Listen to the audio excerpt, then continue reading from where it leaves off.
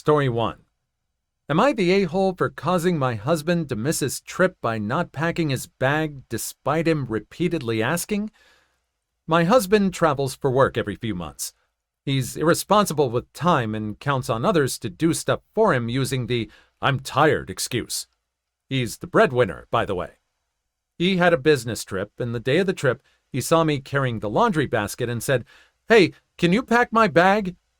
I asked why he didn't do it the night before, and he said he was up all night playing Fortnite.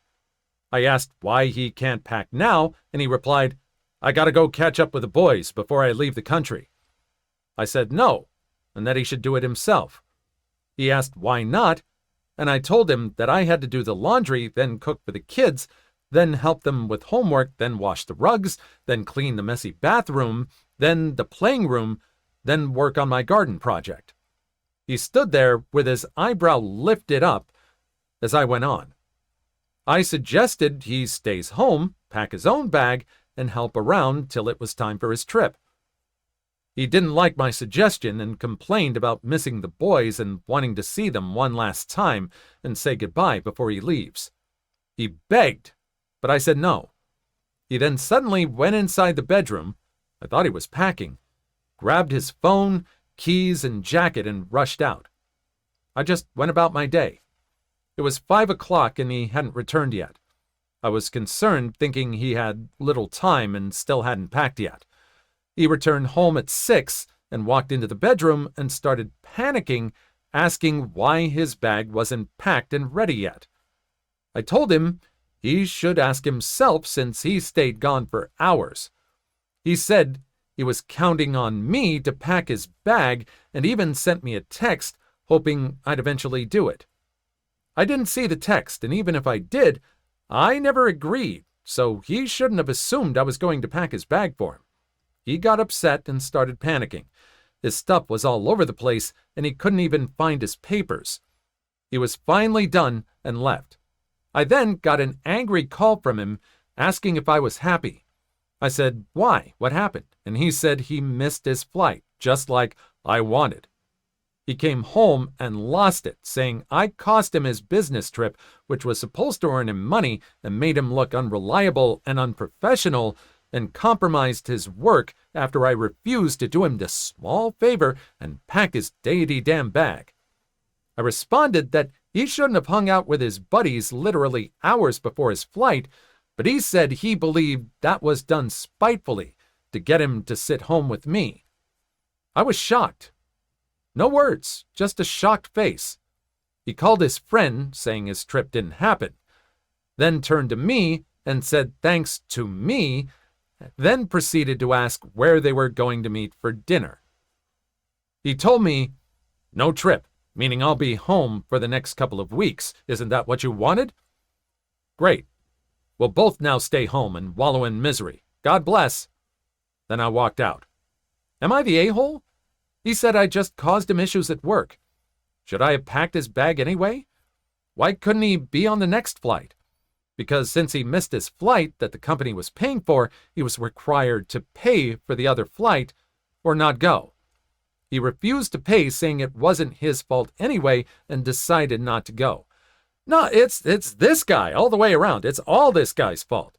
He is, I can imagine, doing a quick favor for someone if you're working things out, but it sounds like the wife is doing all the work. And she's got a bunch of stuff that's time-sensitive that she has to do. This guy had plenty of opportunity to pack his own bag, spend a little time with the kids maybe before you go. I mean, it's not like you're going to see the guys never after this trip, is it? And you had the opportunity to make up for your work on the trip and pay for the next flight. Totally this guy's fault. And this woman totally not the a-hole. Story 2. I disgusted my food-thieving roommate. My roommate was stealing my food and not only admitting, but apparently bragging about it to my other roommates and calling me a pushover. I didn't want to participate in whatever they thought they were doing, especially since I'm moving away in 2 months, but I do want my food. Today they were sitting in the kitchen, chatting. I came in, took my meatballs from the fridge, and licked them one by one while maintaining eye contact with the thief. Then I licked several other items, spit into my milk. It's a waste of milk, but luckily there wasn't a lot. She looked utterly disgusted. Eventually she asked, "Are you mental?" I calmly replied, "I always do this. Didn't you know?" and left. I didn't know if she would stop, but her face of mixed disgust and horror makes it worth it. Edit. Wow, I posted hoping to at least make a couple of people chuckle at my small win.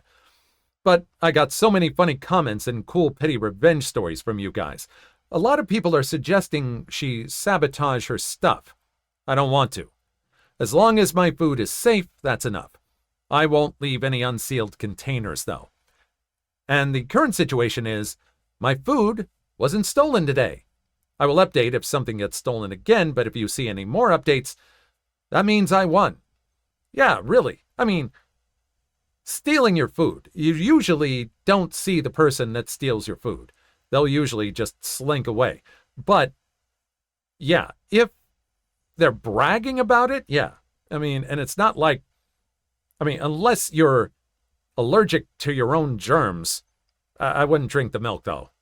No, not the milk. No, everything else I was fine with, especially if I'm going to eat it that day. Story 3. People, including me, walk out in protest. So Friday the 13th happened. It was glorious for all intents and purposes. I run day-to-day operations for a decent-sized company. We have a president who runs the company in-house. He can be tedious, overwhelming, and an all-around male member sometimes. Other times, he can be cool as can be.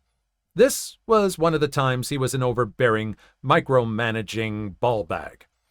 As a shop foreman, I take my job seriously with morale. If my guys aren't happy, good products aren't produced. If a good product isn't produced, customers aren't happy. Looking towards quality control, it doesn't help when guys are overworked, underpaid, and underappreciated. Friday was one of those days that started out well, but by 6:40 a.m., it had deteriorated to smeg. Note, we officially don't start work until 7 a.m. After the start, it was complaining about this, micromanaging that, several people being cussed at and belittled. Everyone had had enough. Once in our programming office, the idea was floated by someone that we should walk out. "You can't fire us all."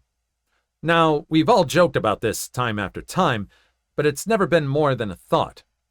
We grit our teeth and bear it. That day was somewhat different. After getting yelled at again for something out of my control, I finally said, "Frack it." When someone asked if I was in and serious, I said yes. Then it snowballed from there. A total of 20 were supposed to walk out, but due to cold feet and a few taking a dump, only 14 made it. At 10 a.m., we made our move. I told everyone to wait until he would be distracted with a machine and we'd all clock out and leave. We all waited. When he was distracted, I gave the roundup signal, and everyone left. A few stopped for a beer to relax. We weren't intending on going back to negotiate until Monday. We all met at a guy's house and discussed why we walked, what we wanted, and what our terms were. One thing was very clear. We all came back, or no one did. After talking for 2.5 hours and coming to our terms, we decided to head back after a text from him. We were going to corner him. We were going to talk it straight, or we weren't working anymore. The talk lasted almost 2 hours, with both parties flexing their given muscles at some point. But one thing was made clear. Things were going to change, or we'd all go look for new jobs. After several people were threatened with being fired and none being let go, we came to terms that benefited us. For once, our workplace had so much morale. People were excited to work again. We went back to work with a purpose, agenda, and pride. This is the first Monday I've looked forward to work in a year. Even the guys who couldn't come, the people in the main office, we stirred the pot. We made it known we're not going to go through this anymore. I'll vouch for any of my men, and I'll do it again in a heartbeat. Perfect. Know your worth and know what you bring to where you work. And it's great that you are able to develop such a group, even with a few people missing, and that you were able to get what you needed. I mean, it's now, these days, you need to demand what you need to survive, not what you'd want, like a little bit more. And it's a bit sad. Please like and subscribe if you made it this far. I hope you'll enjoy the rest of the video and have a wonderful day. Story 4. I used my meal plan to feed over 120 less fortunate people. This happened my freshman year of college about 20 years ago. My university had just invested in a big new dining hall, and to help pay for their investment, required all new students to buy a 150-meal plan, both semesters. This was a big financial burden, being from a lower middle-class family, but my parents pooled funds to help me out and made it happen. Shortly into my first semester, I found out from friends that the meals you didn't use didn't roll over. So, since I lived off campus, I knew I wouldn't be able to use them all. Heading into November, I realized I would end up with 60 or 75 meals left over, and I complained about this to a lot of family and friends because it seemed like such a waste. In comes the plan. My freshman year of college was also my cousin's senior year, and we hung out pretty often. He was the biggest trickster or prankster type you've ever met. One night, while we were drinking, he said, "What if you brought a bunch of homeless people to use up your meals? How much would that tick off those self-righteous mongrels?" We laughed all night, but the more I thought about the idea, the more I really started to like it. We talked all weekend about it and hatched a plan. On Monday morning, we went down to the local Salvation Army around the corner. I've grown to really despise this organization, but in the early 2000s in small-town USA, it's what we had. We told the lady at the desk I would like to feed people in need with my meal plan. She was hesitant at first, but said she was working with people that this would be a huge blessing to, especially during the holiday season. She helped me organize 2 days the following week where around 30 people would meet me to eat at the dining hall. I would wear a certain hat so that they could find me, and we would go eat. The day finally arrived, and all kinds of people were there. There were homeless people in tattered clothes. There were families with kids that seemed excited to eat out. There was even one family I will always remember that seemed embarrassed to take a handout. But I made an effort to talk to everybody and make them feel welcomed. At noon, we headed into the dining hall. I walked up to the lady at the entrance and said, "These people are with me. They are my friends. I would like to swipe them in." She looked confused, but reluctantly said, "Okay." To say we got every reaction humanly possible would be an understatement. There were staff that were obviously annoyed with the influx of diners. There were students that were laughing. There were students that were giving me the silent clap. There were snobbish faculty members that seemed to be disgusted at the type of people coming into the dining hall. I didn't care at all. Eventually, a head staff member came up and said they knew what I was doing, and they didn't like it. I said, "These are my friends eating with me. I paid for these meals.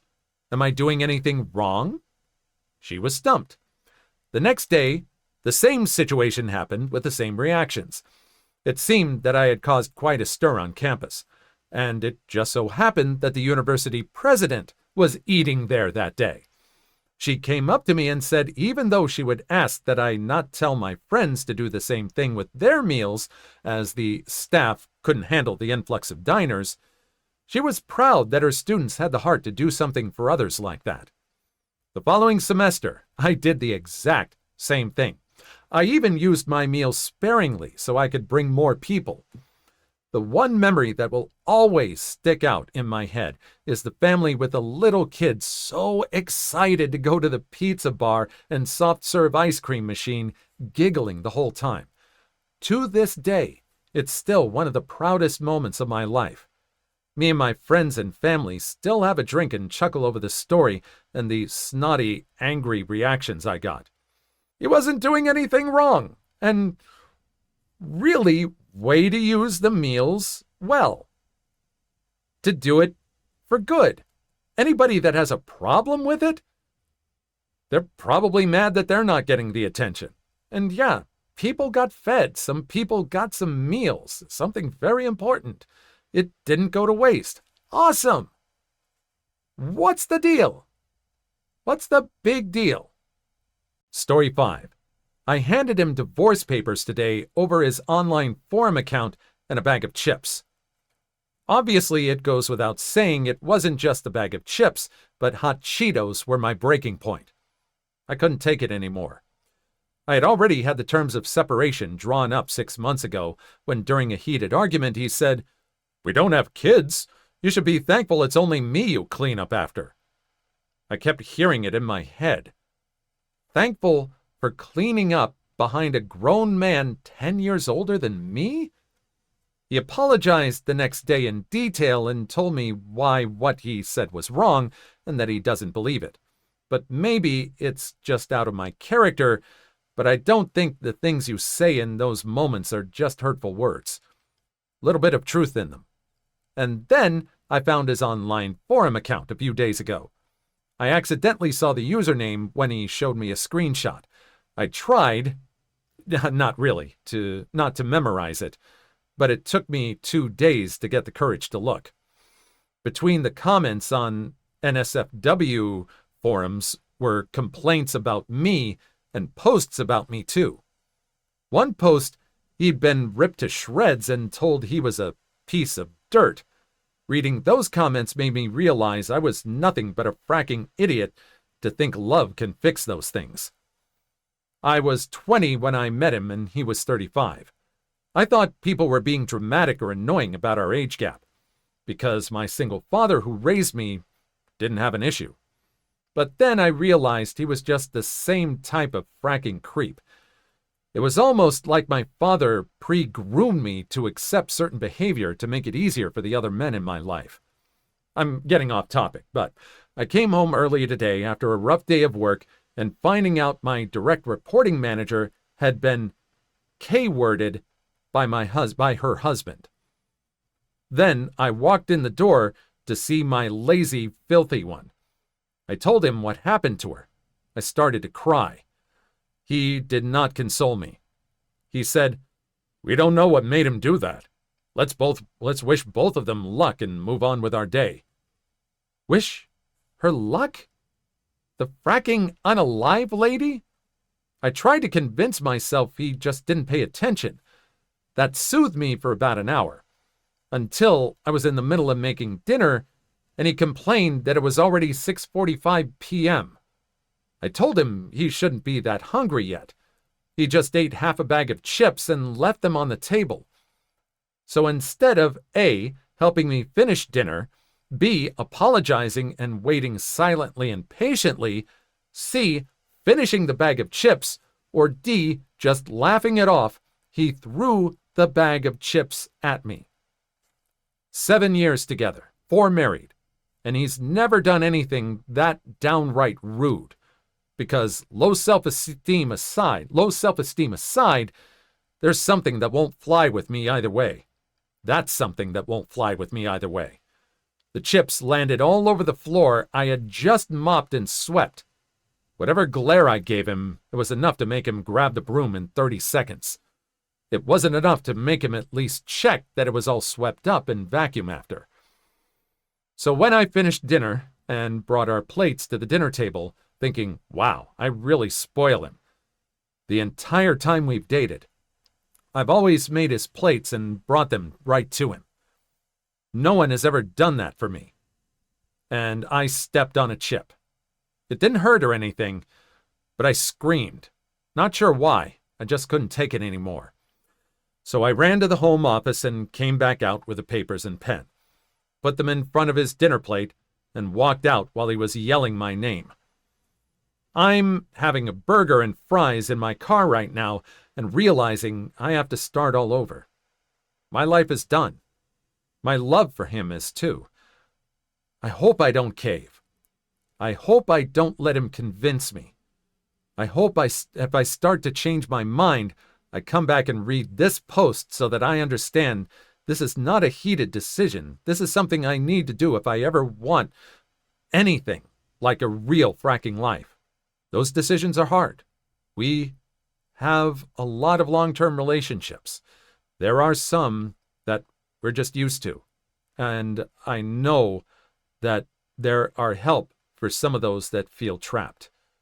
For a lot of people that feel trapped. I can't give out any advice here. I'm sure there are some people in the comments that will be able to do that. But if you feel trapped, know that you aren't. There is help available, even if it's just someone to listen to you. Story 6. Am I the a-hole for leaving a vacation I planned for my girlfriend after her friends came along? My girlfriend, Sarah, 29, and I, male 28, have been dating for 5 years, and I wanted to go on a vacation with her to celebrate. I planned the trip for several months. Of course, I shared my plans with her and decided on skiing, snowboarding, other winter activities in Colorado. The activities seemed perfect, and I was looking forward to this for months because I wanted to propose to her at the end of the trip. 5 days before the trip, Sarah dropped the ball on me that she invited 2 of her friends to meet her there. I was upset because I wanted to spend one-on-one time with Sarah for our anniversary. I feel like it was plain and clear that this was a trip just for us. Even though I expressed my concerns, Sarah insisted that her friends already made plans to come and won't back out. I decided to accept this because there was no way for me to force her friends to not come. I wish I thought more on this. I figured we could make some changes to our plans, and I would still be able to propose to her privately. Sarah essentially blew me off for her friends, and we didn't get any private time. After 3 days of being in second place, I decided to leave the trip and head home. I told Sarah why I was leaving, and she was upset. She told her friends about my decision, and I was ganged up on. They said we were all having a great time. She thinks I'm being a jerk for making her pick between her friends and me, even though her friends weren't invited in the first place. I never had personal issues with her friends prior to this trip. I never made Sarah pick between me or her friends because everyone needs friends outside of a relationship. I'm at home now and thinking about everything. I have a day to myself before Sarah comes home, so at least I get to relax a bit. Sarah and her friends think I'm overreacting and think I ruined the trip. I think Sarah was disrespectful and rude to me by ruining the purpose of this trip and having her friends gang up on me. Am I the a-hole for leaving a vacation I planned for my girlfriend after her friends came along? You wanted this to be an anniversary trip. You said that. You said you shared that with her. You said you wanted some alone time. You told her how you felt. She thinks you're being unreasonable, and she is choosing her friends over you. I'd hold off putting on that ring. Maybe when she gets back, explain to her why you were planning this trip, why you were so interested in this. Did that come up when she was saying you thought she might have been when her friends were dipping in on this? Were her friends going to be part of the proposal as well? No, I don't think so. No, you're communicating. She's not listening. Maybe it's time to reevaluate the relationship. Story 7. Entitled Parents Tell Me to Frack Off in My Own Yard? Enjoy your free shower. A few years ago, I lived in a house that was a block away from a public park. It was a very large park, and I noticed 2 soccer games occurring when I left one Saturday to go to the grocery store. When I returned home about 45 minutes later, I noticed there was a truck parked beside my property. The occupants of that truck were on my property. There were 2 children dressed in soccer uniforms, their mom and dad, and a large Doberman. The Doberman was lying on a picnic blanket. The parents were setting up their family's picnic lunch, and the children were chasing each other. All on my front lawn. I couldn't believe my eyes. I pulled my car into my driveway and walked over to the family, asking them why they were on my property. The entitled mother then snarked at me, "What does it look like? We're eating lunch." I asked them why they were not eating in the public park that is a block away, and she responded, "It's more peaceful here." In complete shock, I then said, "This is private property, and you all need to leave now." The mother's response was, "Go frack yourself, you little shrew." I was furious. I pay the mortgage, I do all the lawn work, and you think it's okay to trespass and tell me where to go on my own property? So this was the easiest revenge ever. I walked right beside them to the outside tap that was attached to my sprinkler system and turned it on. The family started screaming and grabbed all their stuff as they ran to the truck. The mother and father screamed obscenities the whole time and said that they were going to get me. Well, this is where revenge number 2 came in. I downloaded my security camera footage, which showed their license plate, and brought it to my next-door neighbor who just happened to be a police officer who was working that day. The parents were charged with trespassing, and I had a smile on my face for the rest of the day. When I was reading this, I was going to say my reaction was going to be, well, I guess it's time to invest in security cameras, but that's been covered. And bravo for that. Definitely, even if it's your property, apparently you still got to protect it wherever you are. I mean, people complain about big cities being dangerous and everything, but you've got really entitled people everywhere.